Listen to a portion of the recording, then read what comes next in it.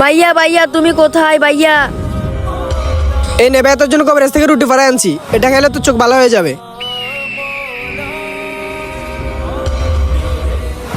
ভাইয়া আমি তো রুটি খাচ্ছি, কই আমার চোখ তো ভালো হচ্ছে না। কি তোর চোখ এখনো ভালো হয় নাই? আচ্ছা দাঁড়া আমি ব্যাপারটা দেখতেছি।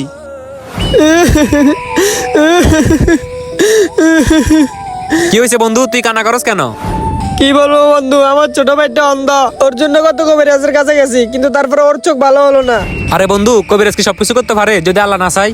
ও তো তোর কাছে মানুষ, আপন ছোট ভাই, তার চেয়ে ভালো হবে তুই নামাজ পড়ে আল্লাহর কাছে ওর জন্য দোয়া কর, কারণ কাছে মানুষের দোয়া আল্লাহ পাক বেশি কবুল করে। আরে বন্ধু তুই তো ঠিক কথাই বলছস, আমি এখন গিয়ে আমার ভাইয়ের জন্য আল্লাহর কাছে দোয়া করতেছি।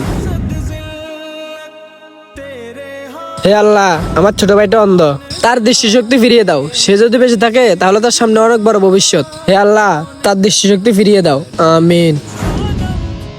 আরে আমি দেখতে পাইতেছি। বন্ধুরা চ্যানেলটি সাবস্ক্রাইব করে যান।